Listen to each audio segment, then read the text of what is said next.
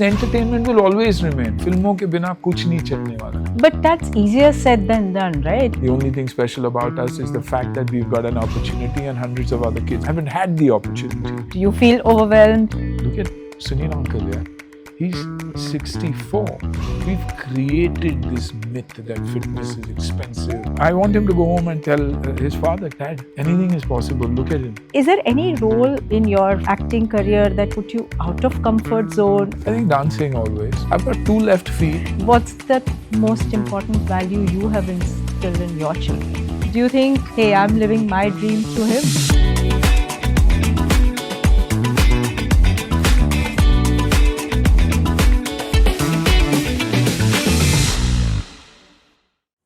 Suniel, it's such a pleasure to have you here today. Thank you. Pleasure is all mine. Your journey's been so inspiring. From your humble beginnings to your iconic presence in Bollywood, to your success as an entrepreneur, as an investor, as a philanthropist, and of course to your being a fitness enthusiast and a style icon. I'm sure everybody is eager to hear about your journey, about the lessons that you learned, and about the values that Absolutely. inspired you along the way. So welcome again. Thank you. Let's begin by talking about your childhood first. So tell us, how was Suniel as a kid? I mean, was he the same focused, disciplined person that we see today, or did you have your share of mischiefs? I did. I mean, I had the brand mischief also. But other than that, no. I was a naughty child, very, very naughty child. In the sense, physically naughty. Not wanting to mess up anybody else, or not that way. But physically very naughty because I did things that children weren't supposed to do. I'd jump out from anywhere. I'd want to move out of a running car. I'd do all those crazy things. I'd want to get out of the window and sit on top of the car. That was something, that kind of energy in me was something that needed to be stopped. So I think, that's one of the main reasons even Dad realized when I was growing up was, इसको जल्दी किसी sport में डाल दो, या किसी ऐसे act में डाल दो जहाँ उसकी energy zap हो जाए और consume हो जाए. And I think that's why the journey early, getting into sport, being on the field all the time, and getting into martial arts, it was the only way they could curtail and keep my energy intact. So very naughty, but a good naughty, I guess. That's what you said, sports. But again, in sports, were you a kind of kid who would dabble in every sport, or were you passionate or obsessed about a particular sport? I was obsessed about wanting to play for the country. My obsession with the country was always, if I wanted to do something, it was to represent the country. So of course, like every other kid, cricket was something that I was very, very fond of. And being an all-rounder, I actually believed that I could make a big difference. And played. So you were an all-rounder? Yeah. From a cricket perspective, but I was also the sports captain and represented the school in every sport. Okay. Whether it was table tennis, whether it was athletics, whether it was football, I was there as a part of every team. But my focus was cricket, and my dream was to play for the country. Unfortunately, there was also business to take care of. Dad wanting to make sure that you educate yourself first, varna yaar cricket mein kya hoga, and then the competition. It was tough, but I guess it taught me so much more in life also. But then what about martial arts? I mean, again, martial arts has really played a very pivotal role, I think, in your on-screen persona as well. Absolutely. But you got into it as a kid. So what inspired you? What took you there? Of course, there was Bruce Lee. Every generation, every decade has its hero, and there came Enter the Dragon. And when I saw Bruce Lee, I knew that's the individual I wanted to be. Disciplined, like one of the Shaolin monks would be. But never really got time in school because school, you start at 8 o'clock, school starts at 8 and ends at 5. And martial arts, most of the classes only happen in the morning. Okay. And with Sensei Pervez Mistry, I believe the only guru of martial art in the country was teaching. So as soon as I was done, I think when I was done with 7th and 8th grade and I had a little time in the morning and in the holidays, I once met Sir Vivian Richards. Okay. And when I saw him, I saw these huge forearms. And I asked him, I said, sir, the kind of forearms you have, and you're a bodybuilder. They say when you play cricket, you've got to be leaner. You shouldn't have a body because your movements are slower. He says, no, son, this is so that I can hit hard. So if you see those sixes, it's because of those forearms. That was an obsession and that was that one line that hit me. Ki, oh, if you're bigger, you can hit harder. I couldn't go to the gym because they said, under 18 and gym doesn't work. Aap chote reh jaoge, aap bade nahi honge. So with all the confusion and very little knowledge, I understood that I could build a strong body if I used my own body weight. And martial arts was the only way I could do that because of the physical, training, the endurance that you go through. That's when I got into martial arts. Martial arts only to help me with my cricket. Okay. But what happened was, cricket stayed in the background. Martial arts grew. I became one of Sensei's favorite students. I was barely 15 and 16. I was training the Indo-Tibetan Border Police. I was training the Maharashtra Police. So you got this feeling of being not superior, but getting respect from people from the forces. So that disciplined me a lot more. That shaped my entire life, and it also shaped my career because Rajiv Rai saw me, with a friend of mine had come to see one of my demos, and he saw me on stage perform. And when he saw me on stage, he said, you know what, you're damn good at what you do. Would you want to be a part of the movies? And I'd never seen a studio in my life, let alone a camera or anything else. Went back to Dad, asked Dad, and he said, you know what, one life to live. Take that risk, and do it, because no risk, no life. So I said, okay, let me take that risk. And I agreed. I did a photo shoot. And Rajiv was actually casting me because one of his actors was down with a bad back. Oh, okay. So he had no option and he was shooting elsewhere. So he was giving me the opportunity. But the actor came back and he was fine and ready to shoot. So I was back into the back burner. But my photographs were taken by J.P. Singhal sir, who was an artist himself.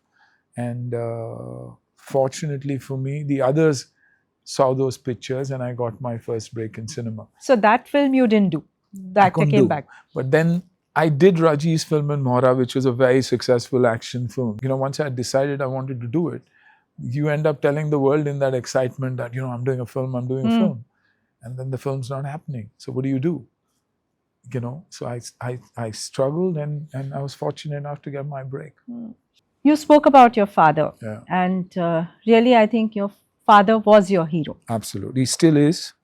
Tell us something about his life, because Mumbai is not such an easy place to survive. And I believe he came from Bangalore at the age of 9 to start, afresh. And so what was his life like? How did he set up his life here in Mumbai? From whenever he spoke to me, that's one thing he always told me, and that's one thing I'd never forget, is he ran away from home at the age of 9 because he had lost his father. He had three other siblings. There were 4 of them and he was the oldest. And something had to be done about it. So he ran away from home, came to Mumbai. Fortunately for him, ended up at a restaurant owned by one of the gentlemen who had come from Udupi. So he gave him a job. So he took up the job of a cleaner boy. Then age was not the issue. There was nothing like age for work. And the part that always touches me the most and something that I always mention was even a table. He said I was so little that even a single table for 4 is a table that I couldn't reach and clean properly. So he started his journey as a cleaner boy. And he rose from there. From a cleaner boy, he got into the kitchen, as we used to call it a money or the counter, where he used to serve the dishes. From there, he went on to as the kitchen help. He became the kitchen manager. Then he came out, he was put as the waiter because it made a difference. You made some tips to send back home. Then he became the floor manager, became the manager, and then eventually bought the very restaurant that he was working in. Never taken a loan in his life. Didn't know what loans were. We worked on the chit fund system then. And the chit fund is what supported the community. So I think that's the way the entire community grew. So I think with him grew the community and everybody else who came in during that time.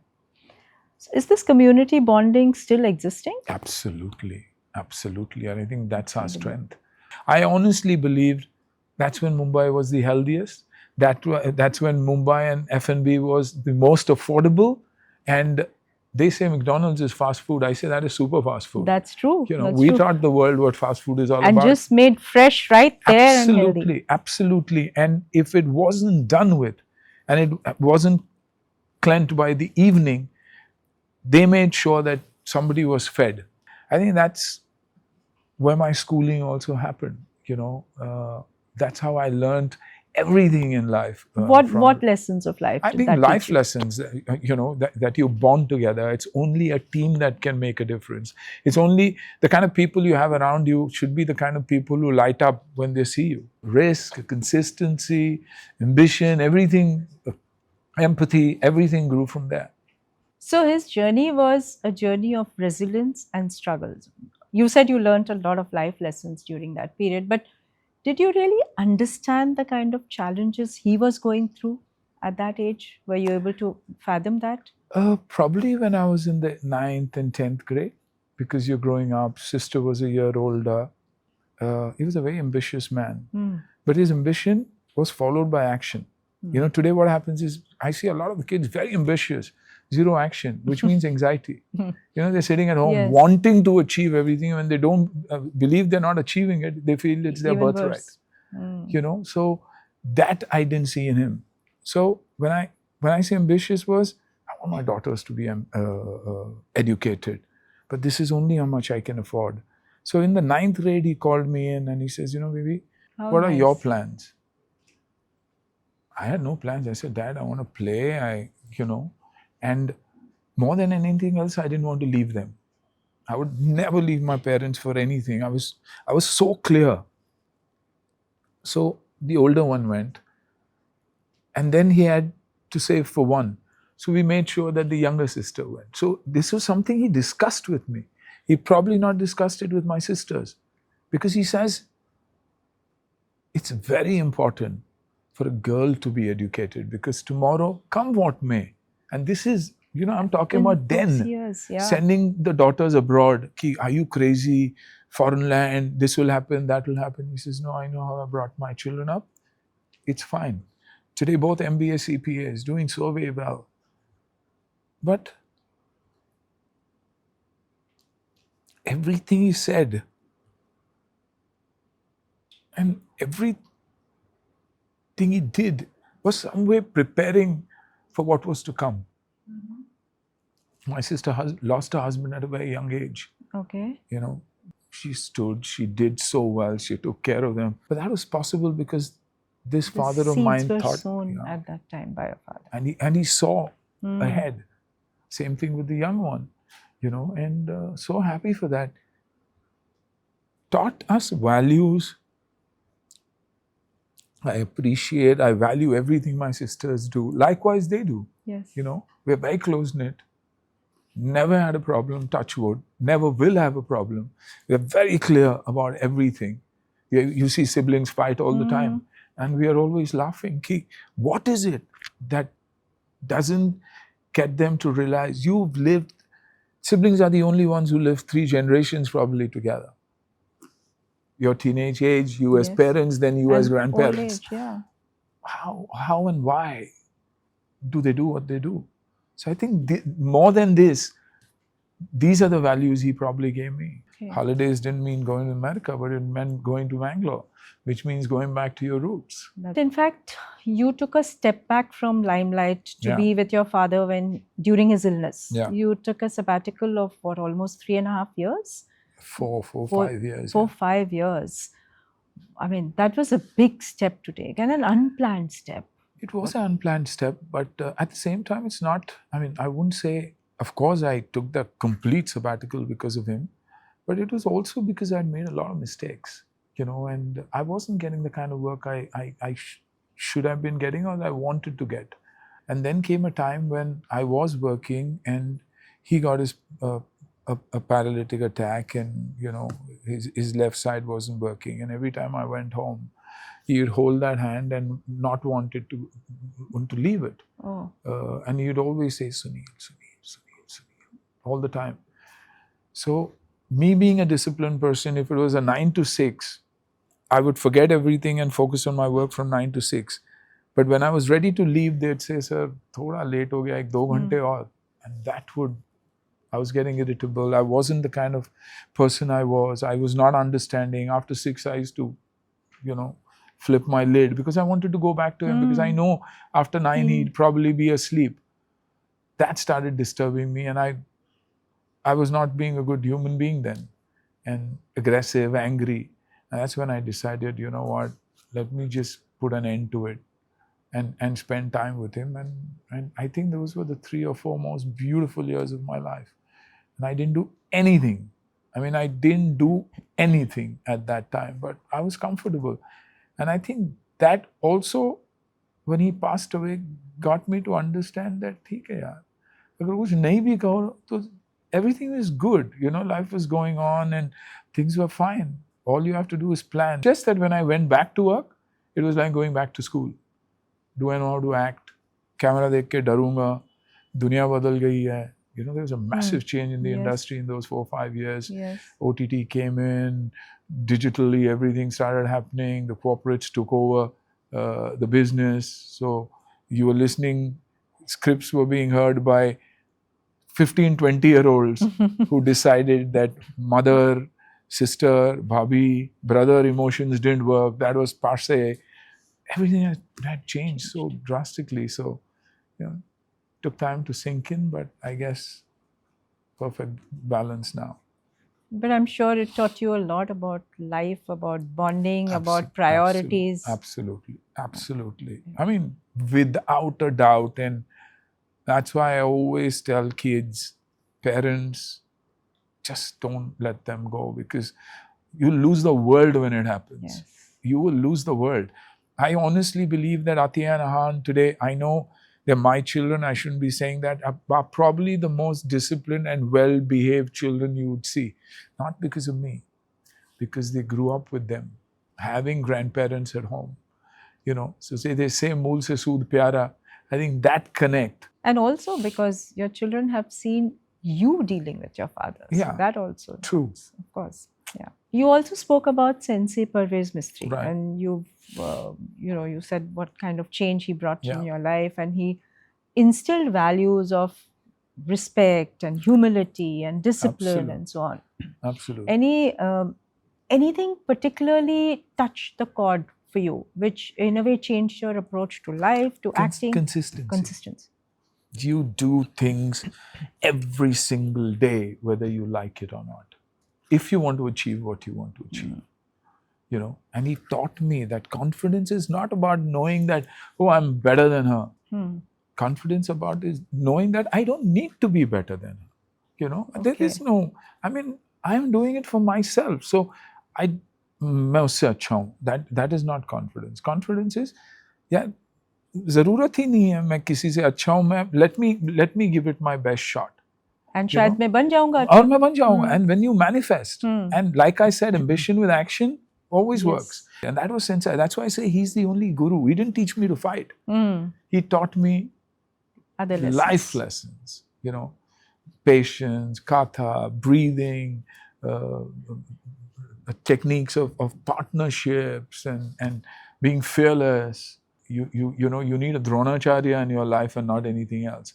So I still remember, even when Ahan wanted to learn and it had to be a private lesson, I made sure that I got a shifu, a monk-like individual to train him. Okay. Not because to be powerful, but to understand what your power can do. So it's always the Gurukul that works better than the Yo Brother coaches.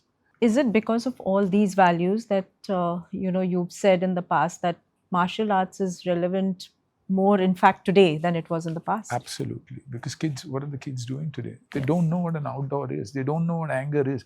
They don't know relationships. They are in that virtual world where they believe that, if 10 people tell me that you're looking damn good personally, I'd be in 7th heaven. But what validation are the kids looking for? Their likes on Instagram. Yes. So that is the sad part of it. I always say, खुश रहना बहुत आसान है. dal, chawal, achar, or any other papad comes into your lunch and it's phenomenal.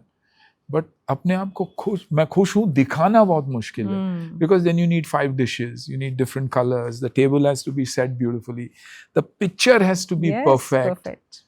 You have to make sure once the picture is perfect, खाना ठंडा हो गया है, तो it's easier to be happy than to look happy, and that's where that virtual world has taken you. Yes. You know, and we're living in that world, which is scary. You know, and we were always outdoors. I don't remember anything that I did indoor at home. I couldn't sit at home. Mom would have to beat me to get me back. वही कहते हैं ना कि पहले parents कहते थे कि अरे भाई अब घर वापस आ जाओ. अब बच्चों को कहते हैं भाई थोड़ा टाइम बाहर चले जाओ. बाहर जाओ.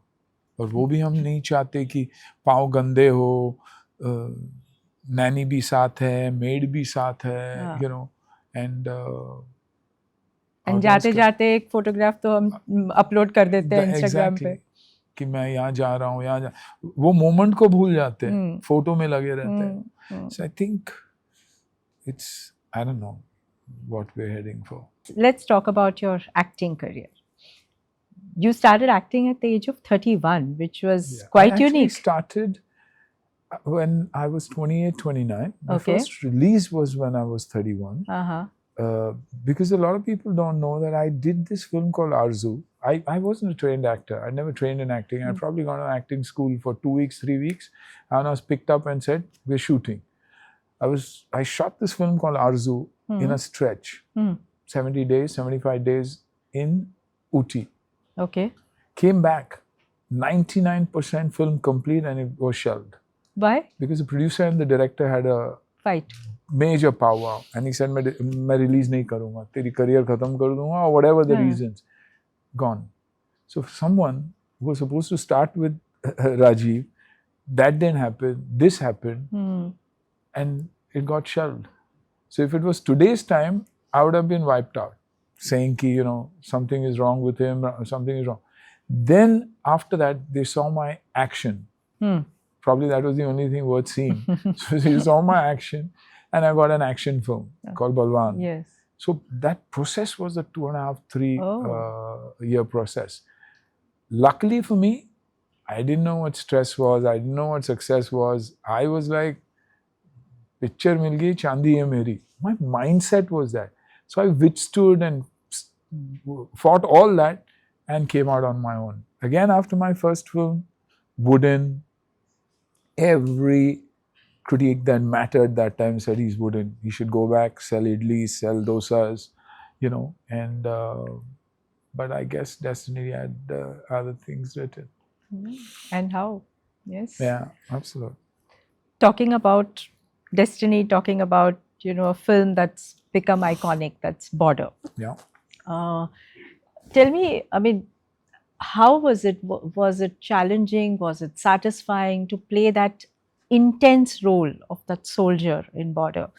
And how does it feel to you? Even today, people must be coming and quoting to you your dialogues from the film, Sandesh se aate hain. You know, today, if Suniel Shetty would stay in people's mind long after I'm gone also, it's only because of Border.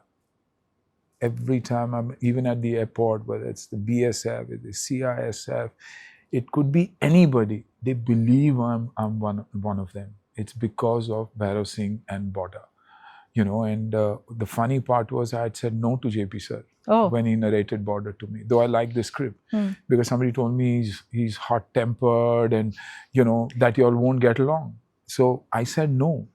And then I don't know what JP sir thought that he needed me for that character. He spoke to my then mother-in-law, I mean, the late Mrs. Vipula Kadri, and told her that I need him for the film. Okay. And she was the one who brought about Truce.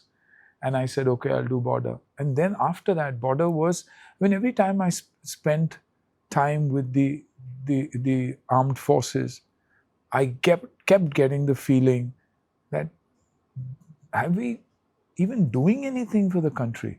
Because they were very clear. Though it says that don't die for your country, kill for your country. They were the first boys who said, we want to die for our country. Sir, hum to हम तो जान दे देंगे son. And that's the way they are. That's why the Indian Army is the most feared force in the world. You know, that's why their war cries are cries that probably in border also 30 people gave the feeling that there were 3,000 people and kept them at bay. It's insane how they are. And border once again taught me how important it is to do something for these boys. You know, how important that uniform is. For me, it's not the armed forces and the uniform that is important. For me, even the Mumbai police matters to me a hell of a lot. That uniform matters to me a hell of a lot. And the uniform has given me that credibility, you know, throughout in that journey. So border will be immortal for me ever. And once again, started slow and then became that success story. So anything they say, growth is slowly moving forward is what growth is, you know. So that's the way it is. But you spend time with a lot of soldiers, with their families and all that. Absolutely. That time. How touching was all that? You know, they say civilian and the army, we are civilians and we'll always be civilians because they're special. Even after border, the Kargil war was going on and we got information, I got information that the boys wanted to see you. And the war was on, shelling was on. So I remember signing that letter, that form saying, you know, at my own risk I would. And we were flown to Kargil. Okay. And I went to the base camp and there was shelling going on top.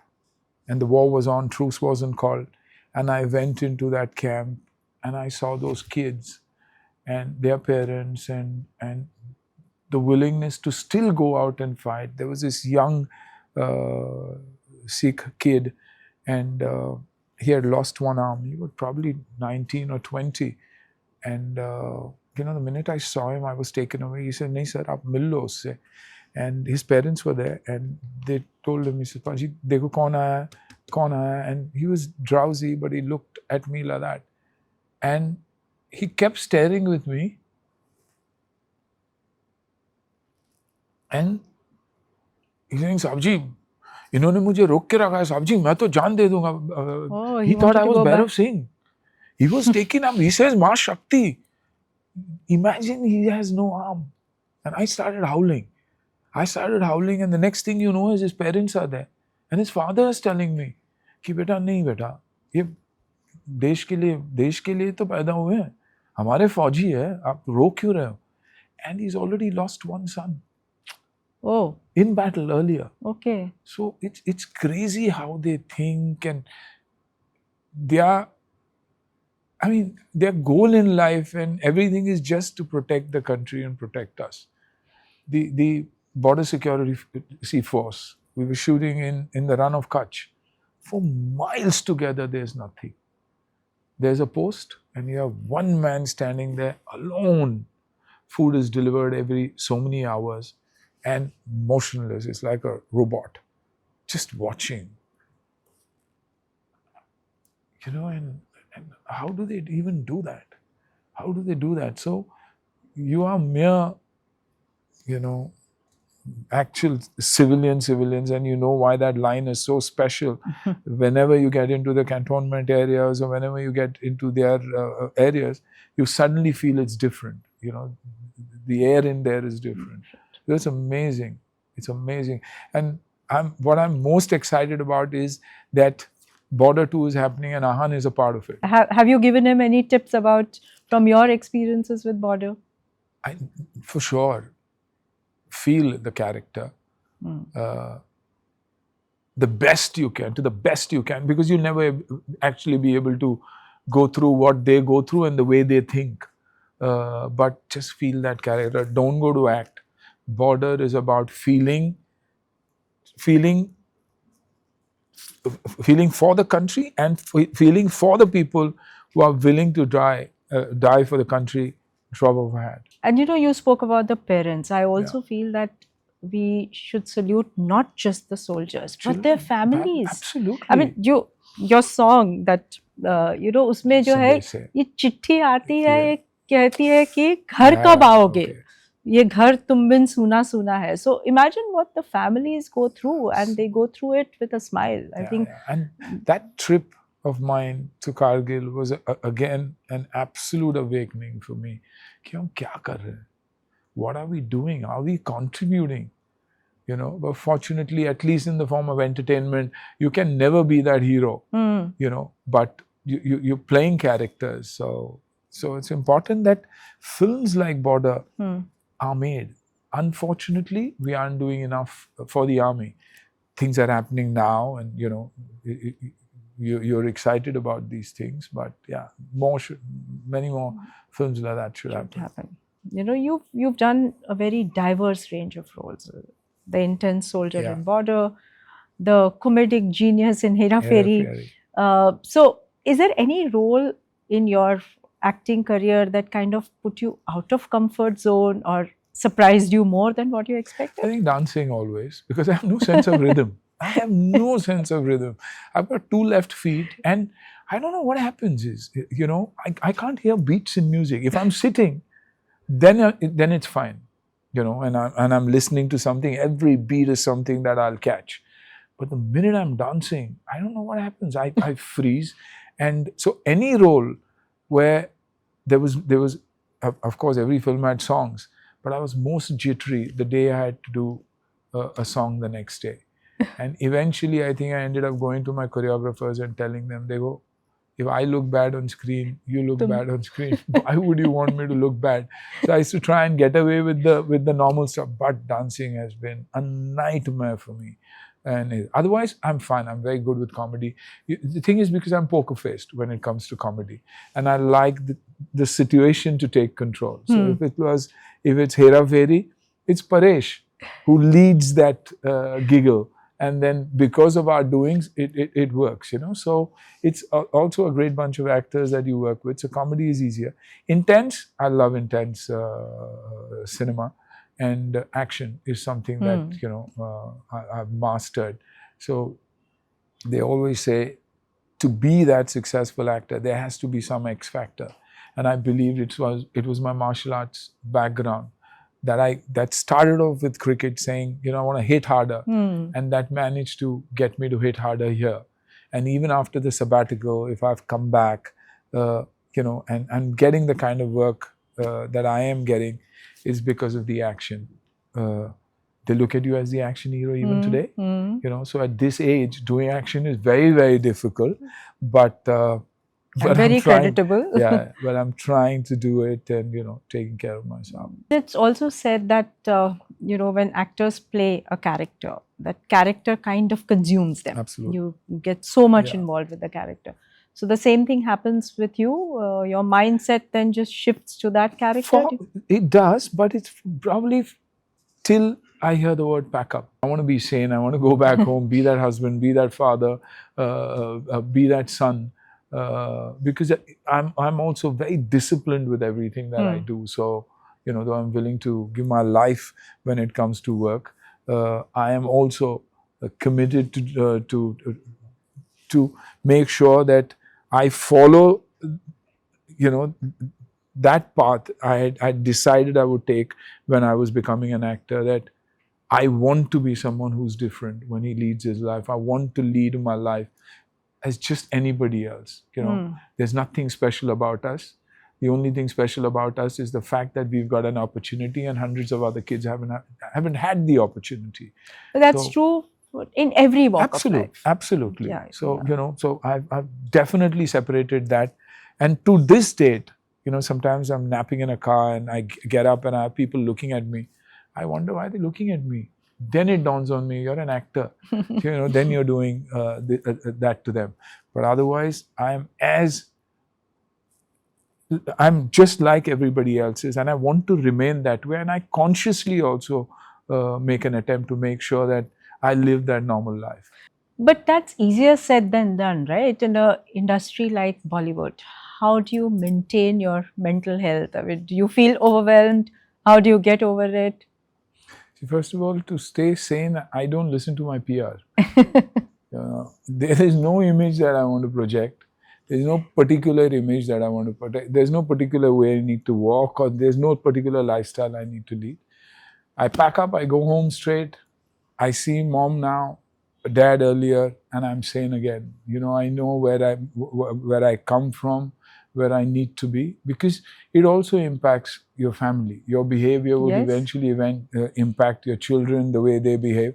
So I try and stay as normal as possible. So I guess I say it's a very thin line. I always say it's a very thin line. It's very easy to be attracted to beautiful women in the industry because there's so many of them. But the minute you realize what you're going to lose, is it worth, what you want to get into, you straighten out. So a man is a man is a man is a man, Each one will always be attracted to someone else. But it is you who has to decide. So, and so far, so good. We spoke about your character in Border. What about Hera Pheri? Do people still come and talk to you about that and your role there? Oh my God, I think if there's one film that is talked about along with Border, on the same breath with Border, it is Hera Pheri. And I feel I'm blessed. Though everybody says actor-wise, he's average. There are not too many awards that I've won or anything, though the box office has worked. But I've not been part of the award brigade. But for me, a Border, a Hera Pheri, a Dhadkan, a Mohra or an Ant for action. I've done all genres of cinema that I've worked. People have been romantic heroes. People have done such. I'm one actor who's tried. I've failed a lot also, but I've tried all kinds of cinema. And whether it's war, whether it's a political thriller like Hututu, they're films that are talked about. So I'm blessed that I did take that risk, and I've managed to do films that are iconic. So the audience would want to know, when is Hera Pheri 3 coming? I think hopefully soon. We were supposed to start it early this year, but we haven't finished this film called Welcome to the Jungle, which is one of the franchises also, a comedy.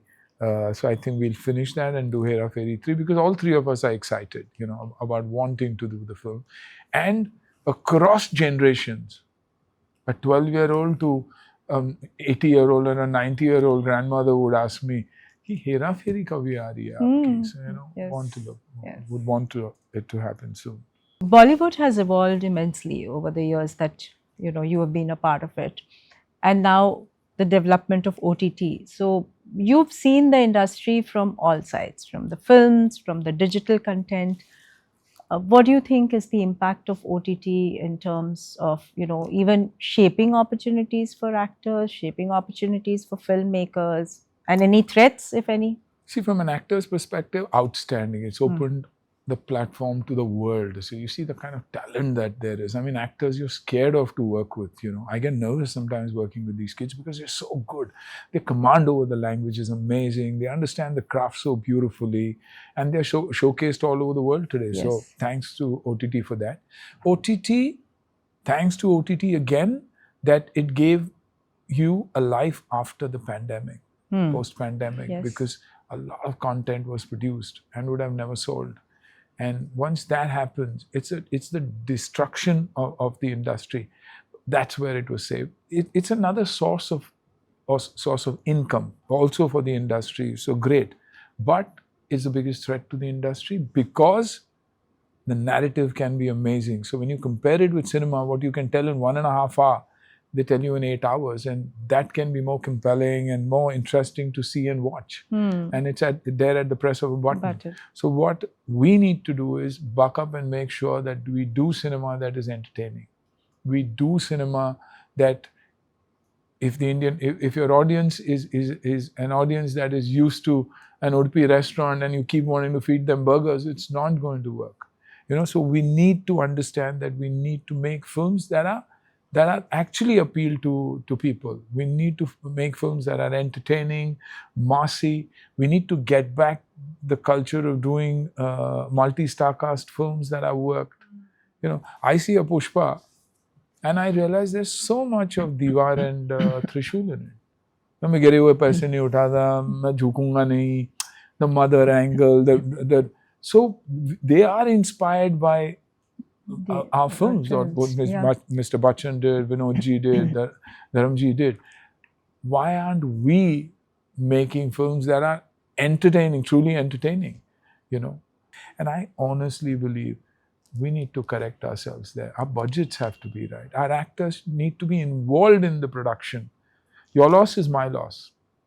When we were growing up, we were doing cinema. If my producer lost money, I'd say, "ठीक है, छोड़ दे यार, अगले में देख लेंगे." That doesn't happen there. They say, "I want my money now." Lakshmi, who brings money in? For us, it's Lakshmi. Somebody who provides Lakshmi, if he's going to be treated like a production manager and someone to just bring in the money, then it's not going to work. Our basics are wrong. Dad started his restaurant with first that puja, that first food package being किसी गरीब को देना, या first coin that came, he gave it off to somebody, was because more of a, she would bless you more. Yes. So there's certain things we need to follow. Where are we doing that? We're not doing that. So don't expect wonder. We were connected to our spot boys and our workers, and we took care of their unions. That was there. So once that strength comes back, and once you empower those people, that's when they'll stand up, and automatically you'll realize, no, yeah, we have that standing. It's not too late. It's never too late. It's not too late? No, it's not too late. Because entertainment will always remain. Filmon ke bina kuch nahi chalne wala. I always say it's the baap of entertainment. OTT aave, satellite aave, kuch bhi aave. Baap of entertainment is cinema. And we need to do that. We also need to take care of, it's not my box office success that is important. It's also my worker who's important. So you need to garner that strength. Bring back that bonding and bonding. That community, yeah. Of course, you've been in the spotlight for your acting, but not many people know about your business ventures. So the fact that you are an entrepreneur, you're an investor. So what sparked that interest of you getting into business? I was a businessman when I came, it mattered. I was running Dad's restaurants. It had to be profitable, and I didn't have that cash to burn. So for me, the profit and loss and the balance sheet mattered a hell of a lot. What I took back home at the end of the day.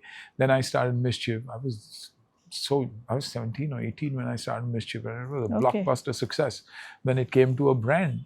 Brands were built from the very samples that we sold. Then I went into cinema. So for me, the uncertainty of cinema, because many people said, it's an uncertain play, nahi chale to kya hoga. And I saw that with Balwan. The film was a big hit, but I was being written off and said he should go back. And any person who's in this new, big, glamorous world of cinema would be unnerved ki, main tikunga, nahi tikunga. What do I do? I was very hurt. But then at the same time, when I saw the film again and again, I said, yeah, I wasn't educated in this field. How do I expect to excel? I would excel if I was brilliant at it. I understood it, but I was uncertain. So I continued dabbling with little businesses here and there. At the same time, doing death-defying stunts to separate me from the boys. If they could act, I could fight. And people started saying, Pagal hai yaar, madman he is. Look at the stunts he's doing. I got more films. I secured myself. When I secured myself is when I was also dabbling. But I saw a lot of failure because I wasn't taking care of the business. And I was always taught ki as long as you're taking care of the business, it is yours. The minute somebody else is taking care of it, it's never yours. You might grow, but there's a lot of leakage, lot of pilferages that will happen, lot of stuff will happen. So I lost in all. It was only when this whole startup ecosystem started, and I backed a few kids when it came to talented kids, and realized that because they were honest, I grew. Is the time I got a taste for, it's good to dabble with some of the kids who know what they're doing, and are into this world of startup. It's a good ecosystem. They've got a great product. Back them with the money and back them with good management. Okay. I see a lot of failure because a lot of money, great idea, no management. Because they're so creative, they're into that side, the little techies or the new brands that they want. So try to bring systems into place. Created your own team and said, you know what, support them there. Okay. And I saw success in a few things. So that's how it all started. And the credit always goes to an actor because uske baare mein likhte to padhte hain log, to credit. But a lot of credit goes to the kids who created that. And now kids come to you and say, we're doing something. And it's not always investment. Sometimes it's always about your knowledge, it's about your brand, what you can do. Yes. Because if it's health and fitness, I say I've already invested too much into myself. So let's talk. If we talk investment, let's also talk sweat. So that's how it worked, and I've been fortunate. It's worked. So when kids come to you with an investment opportunity, what is the first thing you look at? You look at the numbers, you look at the scalability, you look at the profits, product, the product, and the individual. Okay. How far is he willing to go? He is ambitious, but what are his plans? How safe an individual he is? What does he expect? Is his marketing cost far bigger than what his returns are, or genuinely? And of course, the product itself and the demand for it. What does survey say? What do people say? Sometimes you go with gut. You believe in it and you say, you know what, iska niche we'll manage because it's a niche product. So get into it. And I'm not looking for 100x or 500x. What I say is, let's make it a profitable business. Let's get out of that cash burn crap, because I'm not that venture capitalist or a VC who'd give you that, because it's my own hard-earned money. I'm not borrowing from anywhere. So if I could protect mine, I expect you to protect mine too. Sometimes it's often possible that you get tempted to invest in those fields of business which are close to your heart, which you're passionate about. Yeah. So how do you keep a balance between passion and practicality in business? I mean, passion is something I'd always follow, and I do that. I dabble in that, and I am successful because I manage that. See, because when I manage it, I also make sure that I can help the kids with distribution, or I can help them with their sales. Their sales points are very, very important. So I do dabble in it, but it is also the kind of monies that you have in hand to be able to invest. Sometimes you come across an opportunity, but the numbers are already so high that you feel, you know what, of course I'm going to make money, but you don't need to make it anywhere. And I balance my portfolio with real estate. I've been very lucky with real estate also. Real estate, for an actor, earlier it was only real estate. Right, yes. There was nothing else to invest in. So any interesting story of any venture that's in a field that you're passionate about and has done well also? Oh, there are a lot of it. There's this brand called Beardo that I did, and I was growing my beard then, and the logo matched me somehow. So we did it. We got out at the right time. Then there was Fitter. There's Fitter. There are a lot of IPs that I'm creating now that I'm very, very passionate about around sport. There's one around cricket, and there's one around paddle, or racket sports, paddle, pickle, all of it together. But want to mix it with health and fitness. Fitness not from a gym perspective, but from a sport perspective, because I honestly believe that being active and being out is very, very important. So those are the few things that I'm doing, other than the little real estate that I dabble in. Having kind of tried so many varied businesses and being successful in that, do you think there's any lesson that business has taught you which acting did not teach you? Business is something that you might lose money when it comes to business. If you make the wrong investment. But a wrong investment in cinema and a wrong script that can end your career. There's clarity. That's what I keep telling Ahan. Make sure that you think 100 times before you do the film. The producers matter, the directors matter, the distribution matters, everything matters. We took a chance earlier. When I was insecure with after Arzu, when I got my first film and report said he's a brilliant action hero, I'd ended up signing 25, 30 films.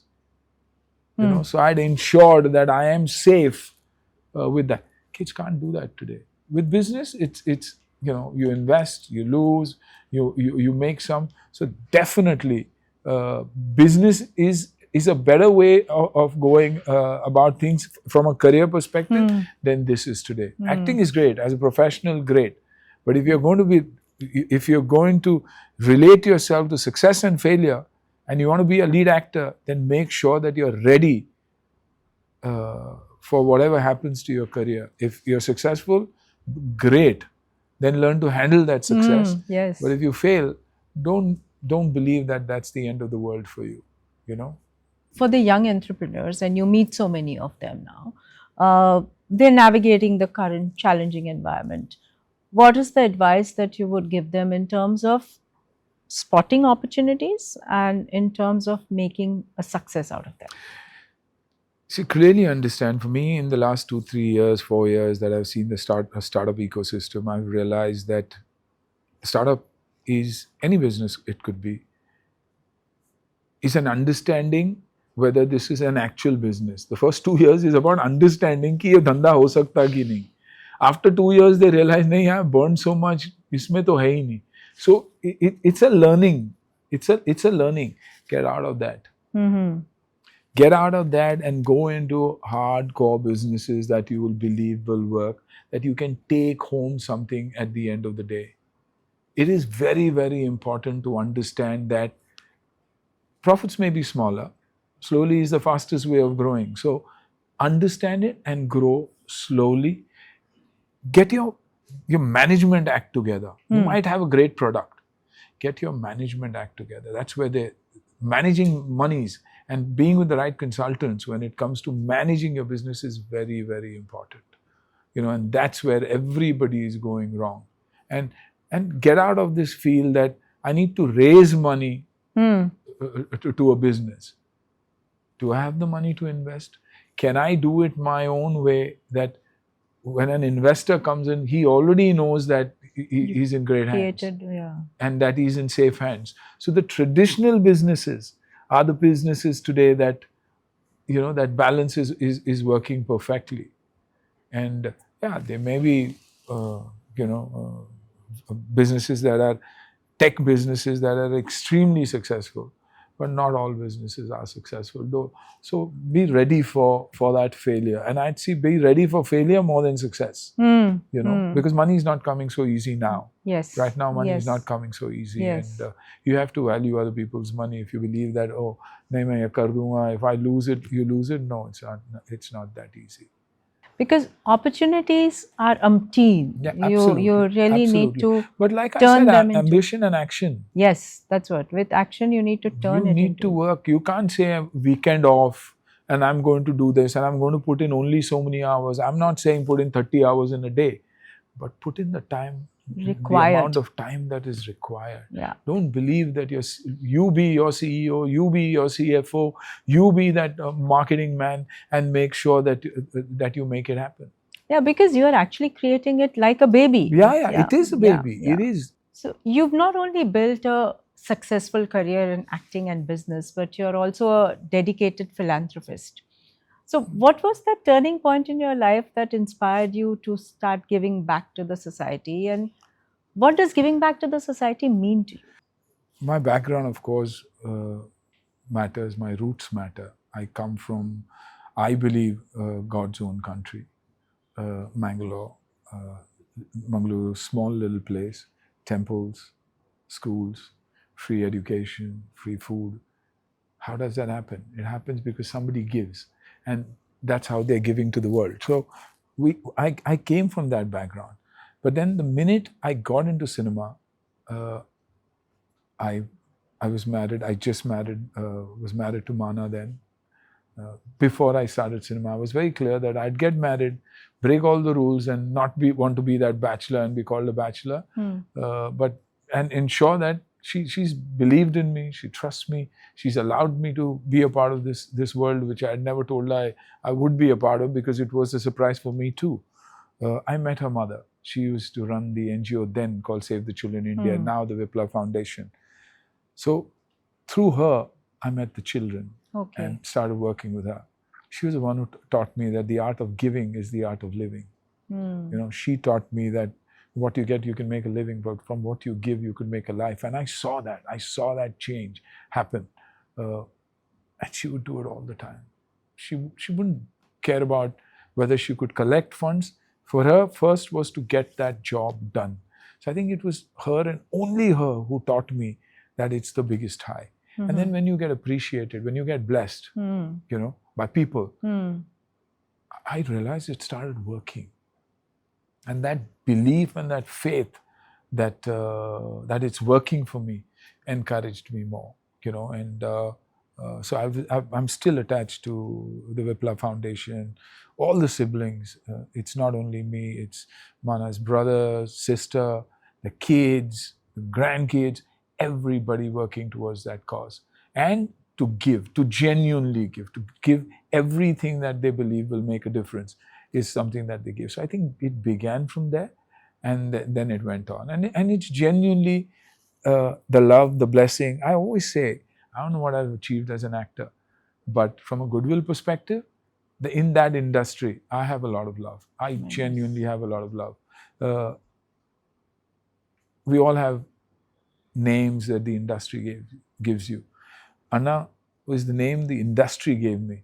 But today the world calls me Anna. I don't know anybody who calls me by my name. Even outside, people older than I am, younger than I am, children will all say Anna, and I'll always look back. And there is that warmth in that word when they call out. But the name Anna, I mean, it comes with a lot of respect. Yeah. And it also, belief, love, and it also carries a lot of responsibility. Yes. What does Anna mean to you, and how do you handle that responsibility? I make sure that I am correct as correct can be. I mean, like everybody else, I have a lot of negatives, but you try to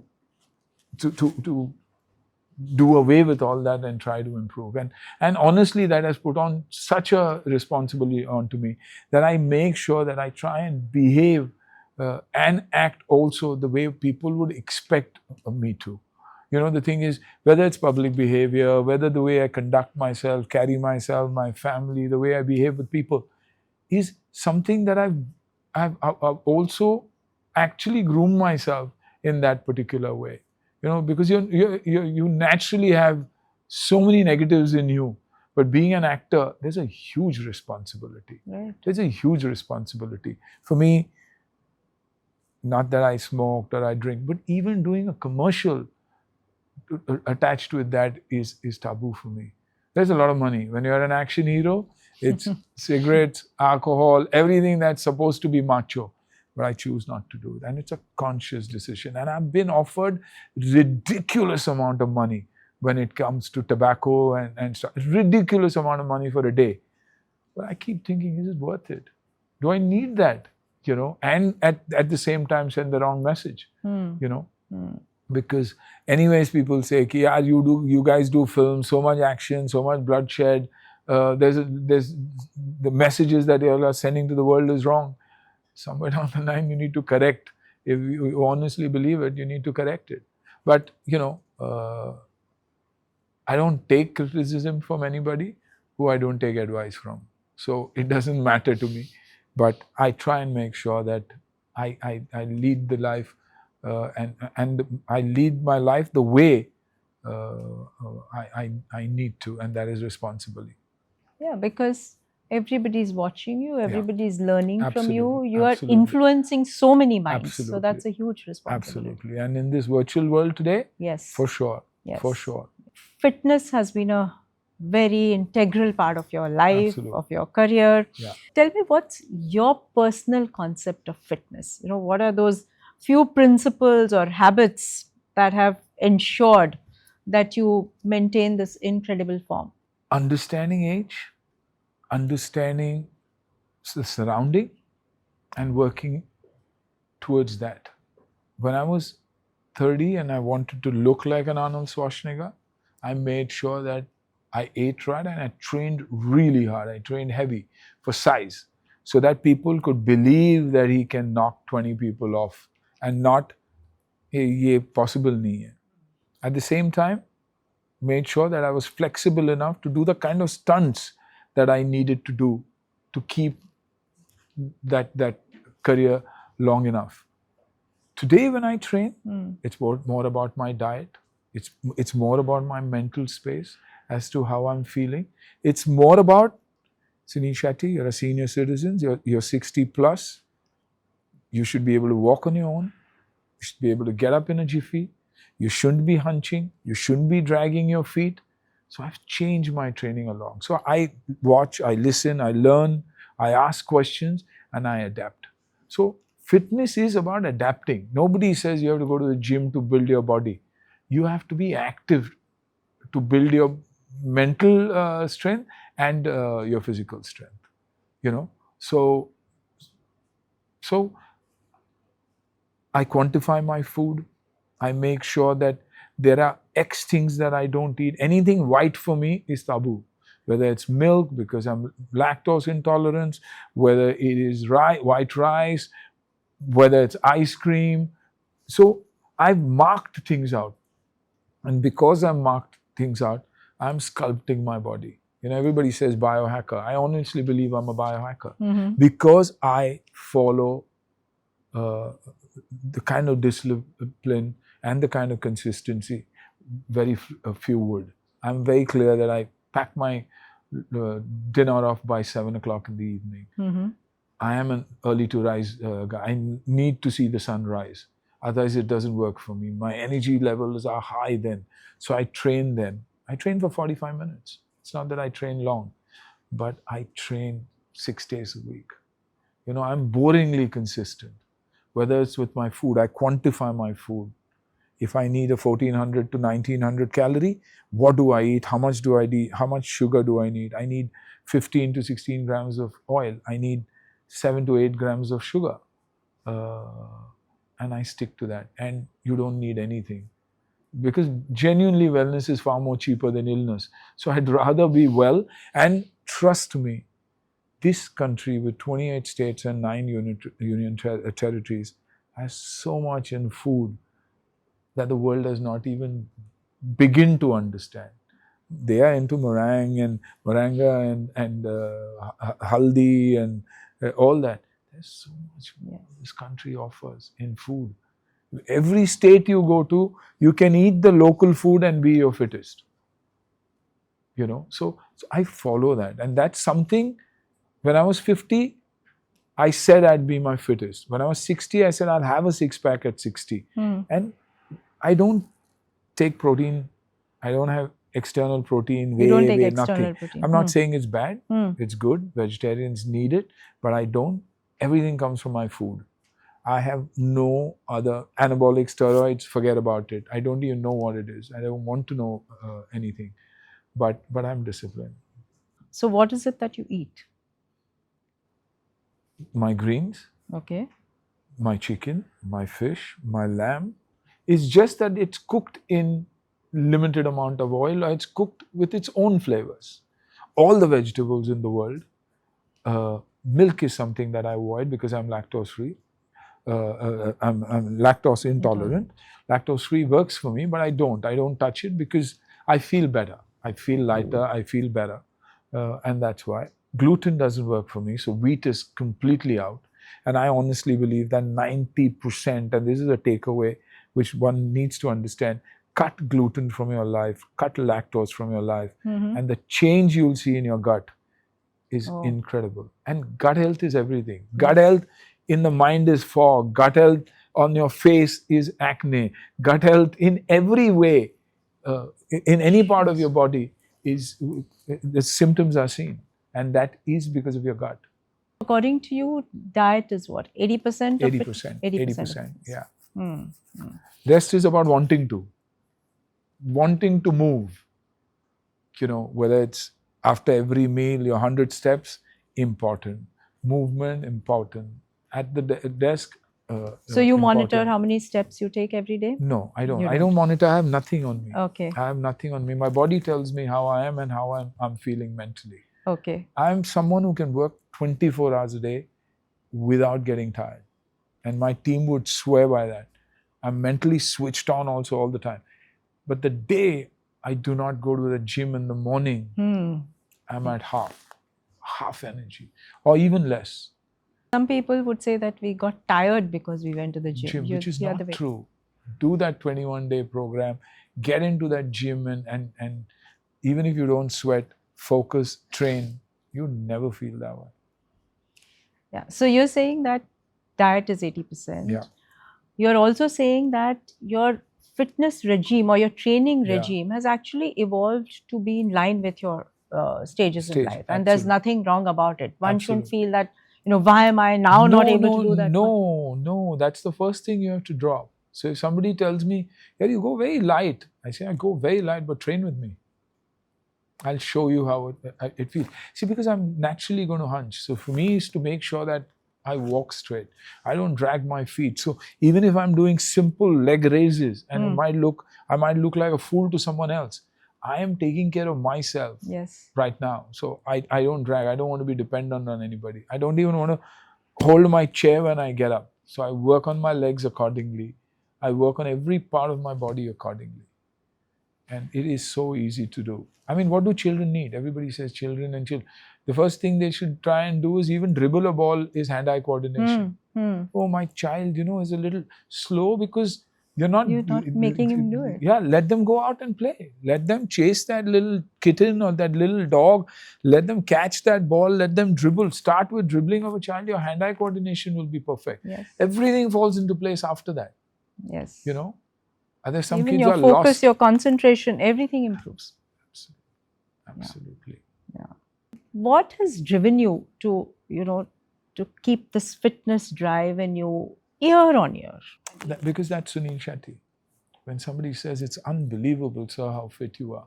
I have 18 years old who say, do this. So that keeps you going. If an 18-year-old kid can come and tell me, so it's unbelievable. People, you like being appreciated. I'm being appreciated for the right things. And I am influencing someone. And you're setting an example. Yeah, yes. And when I know that, I will do it twice over. Because I know I'm sending the right message. And that's the only message that I want to send. Look at Sunil uncle, yeah? He's 64. And dad is 60.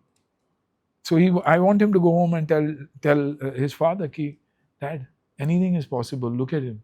There's nothing special that he does. Except for being consistent, except for wanting to get up and go to the gym. If I'm shooting till 12 in the morning, if I'm on an outdoor, I will wake my kids up and take them by 5:30 to the gym. I say, chalo, gym, chalo. So it's that simple. We've created this myth that fitness is expensive and you need equipment and you need this and you need that. Nothing. Indian equipment is equivalent or better than most highly rated equipment also. And what do you need? You don't need anything. We all understood during the pandemic that we don't need anything. Why have we suddenly forgotten it all over again? We need us. We need each other to keep everything going. We don't need anything else. You're saying we keep it simple, we keep it consistent rather than getting carried away. There's just so much advice out there about nutrition, about food, about diet, about fitness equipment. It's all rubbish. It's about eating on time. It's about eating right. It's drinking enough the right amount of water to stay hydrated. It's the 3-2-1 policy. 3 hours before food, 2 hours before water, 1 hour before light. It works. It works like magic. So and sleep for how many hours? Good sleep, I would say, is between 11 and 3 or 4 in the morning. But 6-7 hours. For me, 6 hours, 7 hours is... Yeah. And I knock off. I knock off completely because I'm so tired mentally, physically, with everything. Once you're focused, once you're disciplined, it's one, you're tired, but the second is you're very clear in your mind. So when you sleep with a clear mind. Absolutely. And so the quality of sleep is more important than quantity. Focused. Focus. Unfortunately, what focus people believe that focus means I can do everything. Focus doesn't mean I can do everything. Focus means I can do one thing well, you know. So at least at that point in time, that's that absolutely, one thing. Yes. absolutely. That if I'm in the gym, it's my time. Yes. So I need to be focused, and no, I'm on the phone and I'm doing my business. Or no. You know. Also, from fitness, let's talk about your style. Your style has also always stood out, whether on the screen or off the screen. So tell me, how do you define this style, Suniel Shetty? And is it timeless, or is that also evolved over time? No, I think it was always timeless, and it will always be timeless because it's about the body. For me, I don't allow fashion to dictate. Okay. If 10 brands are selling the color blue, that doesn't mean I'll wear blue. I will wear a great body because anything looks good on a good body. So true. Anything looks good, whether it's a suit or whether it's an oversized clothes, because under there there's a good body. The minute you're out of shape, you mentally will be not feeling right. Any clothes you wear, you'll say, "Nahi yaar, ye theek nahi lagta." It's only because you're not taking care of yourself. So if anybody asks me, not today, even 30 years ago when somebody said your style statement, said my body. So if I have to keep that body right, I don't allow hairstyles to dictate. Sir पे बाल है वो important है, आज के बच्चों के sir पे बाल भी नहीं है. So I will not allow hairstyles to dictate because all the brands are selling same color, same treatment. So everybody started looking the same. Yes. So it's very important that believe in your style and have your own style statement. Be comfortable in your body. But that will only come when you start taking care of your food. There's a lot to do, but wholesome approach. Absolutely, absolutely. Yeah. You've also always spoken about staying grounded to your roots. And but tell me, how does one balance this, preserving tradition and then balancing it with modernity? Modernity, I think the world gives you. Social media, digitally, everything is giving you. When you're outside, it's giving you. When you go back home is when we are consistently again at home and with the family, and you believe I need to spend quality time, your holidays with your family, understanding what your children want, going back to my roots. If you ask me personally, then for me, it's going back to my roots. Going to Mangalore 3-4 times in a year, going for my Nag Pujas, going for my Daiva Pujas, going for the temple ceremony of Durga Ma is what keeps me grounded. Absolutely. That the minute something is wrong in my life and there's this little turmoil, I get the feeling that I've done something wrong and I need to go back. And you've taken your children also with you? Always. See, it took them a while to understand this, but today if you ask Tia or Han, the only thing they say is go back to your roots. Because anybody who's met them and has looked at them and said, you know what, you're coming to this temple, you don't need to. आपका कुल बहुत powerful है. अपने कुल देवी के पास जाओ, देवी से माफी मांगो, and it works like magic. Once I go back there, I'm recharged and I'm back to the roots. We still eat when we are there. We go for our pujas. It's a 3-bedroom ancestral home. But 40 of us fit in when we go for our pujas. Nobody would shift to a hotel. All the brothers are in line in that living room, sleeping together. So every time you do that, you come back feeling, you're the actor, thanks to Durga Ma who's taking care of you. That's right. Or the Nagasthanas that are taking care of you. What's the most important value you have instilled in your children? Honesty. Just be honest with anything and everything that you're doing. Don't cheat on people. Don't let them down. Because my father taught me that. We're happy with what you've got. Don't do anything that you would tell yourself at night that there's something that I've done wrong. Don't do that. So there, and I think that's where Ahan and Atiya, when I see them, I keep telling Mana, we're blessed, and today Tia has married someone who's the same. Okay. He's a carbon copy of Ahan is, shy, quiet, disciplined, respectful. So I keep telling her, I keep telling her, you're blessed that you got somebody in your life who's like that. Talking of your son-in-law, I mean, as you said, your dream was cricket. Yeah. And now you have KL Rahul smashing it on the field. So Yeah. when you watch him play, do you think, hey, I'm living my dream through him? Absolutely. Yes. I think I manifested it, somewhere down the line. Because see, how blessed can you be? He was born 3 kilometers from where I was born, in Bangalore. Okay. He's a Bangalore kid. And he grew up there. Of course, he went to play cricket in Bangalore. But Mumbai girl suddenly meets, falls in love, and goes back to her roots, so for sure. But Rahul playing cricket is me going through another child and anxious moments every single day, because everybody is so judgmental about everything that we do. True. That it's sad, because news is also about it being right, about it being first and not right. And the extreme reactions that people give, both on high and low. If you don't watch or don't read, you're uninformed. And if you watch and read, you're misinformed. So where do you go? Where do you go? What do you do? Yes. We all need to step back and see what all is happening in our lives before we are judgmental about everything. And actors, and we're getting thrashed all the time for. And I think, so many of my colleagues and all that are doing so much and such good work that is never spoken about.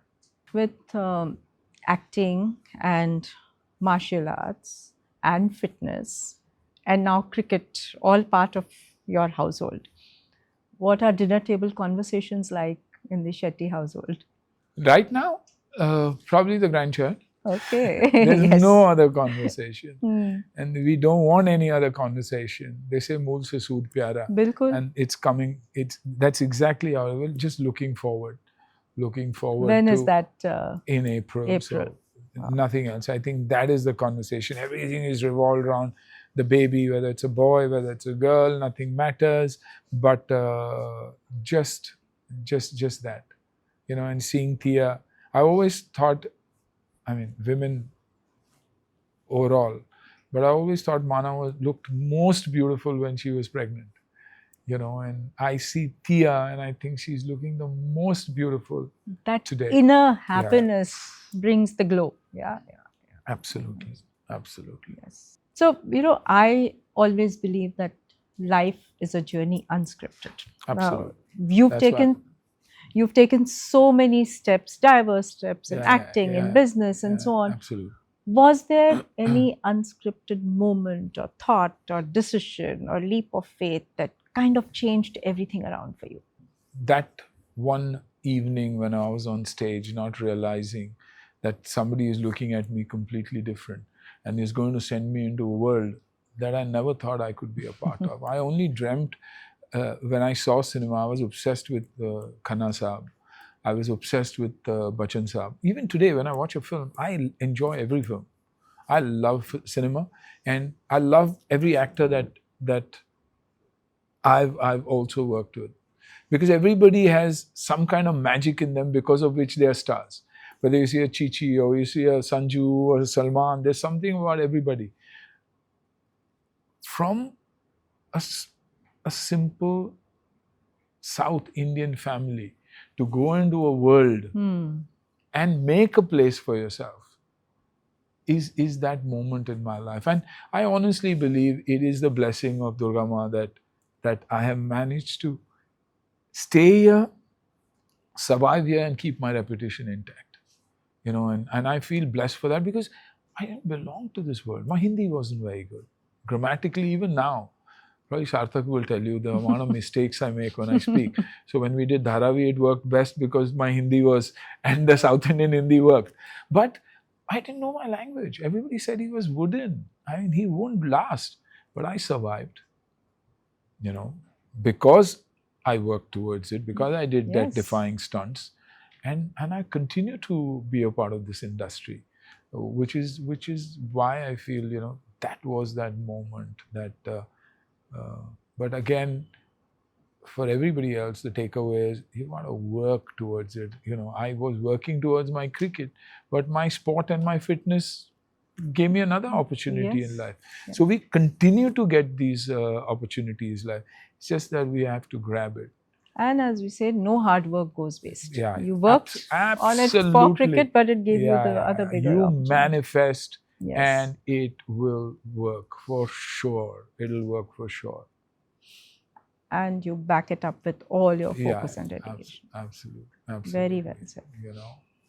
We'll come to the last section of my show, which is, you know, just give me very impromptu, short responses to these questions. So, who's your favorite hero? Mr. Bachchan. And what do you admire about him? Everything. Keeps going on. Never say die. I mean, everything about him. That action hero, that larger-to-life character, his discipline today, the way he carries himself, everything about him. He's a complete actor. And I'm not keeps saying himself relevant all the time. Absolutely. Absolutely well-read, well-informed about everything. And it's his aura. Other than that, otherwise he's a no-profile guy. He's not even a low-profile guy. He's a no-profile guy. But just things around him are such that, you know, he's insane. Your movie or character that's the closest to your heart? Border, Bhairav Singh. Always. Because it's for the country. And I will be remembered forever on 26 January and 15th of August for sure with Border. And a song from any of your movie which is your favorite? To Chalu from Border. Okay. Yes. Which is your one movie that you thought should have gotten more attention than it did? A film? Yes. Or a character, anything. Didn't get as much attention as you thought it deserved. Ye Tera Ghar, Ye Mera Ghar. It was one of my first comedies with Priyadarshan. A simple character. I thought I gave my heart out. It's one of the most watched films on satellite. Yeah, and a very simple character. Very simple. Yes. Very, very simple. Which Daya Shankar, I mean, changing my entire body language of an action hero to somebody who carries an umbrella at the back of his head. And I thought I was genuinely, I put my heart and soul into it, but it didn't do the way it did. People do appreciate it, but that's one film. If you were to relive any one day from your sets, which one would that be? Which is most memorable? My death scene in Border. The entire climax happened in one night. But seeing the tanks with the Pakistani flag on it, I don't know what it had done to me. You know, I mean, it drove me insane, and it was an unplanned climax. Unplanned? We were going to do this. I fell. JPG said, stay there. I said, Ma Shakti. He cut to the temple. And then I said, sir, let me just walk into that tent. And he says, yeah, it'll be great, and blow it up. He says, no, let me take the tanks back. So it was to another level outlandish. But I've seen the reactions in the theatre. Yes. And then a theatre like Metro, which was a upmarket, it was absolutely insane. It gave me goosebumps. It still gives me goosebumps. You know, and to this day, a Fauji thinks I'm a part of them, which is my biggest takeaway. You know, which was my biggest takeaway. And it was, as you said, unplanned and unscripted. Unscripted.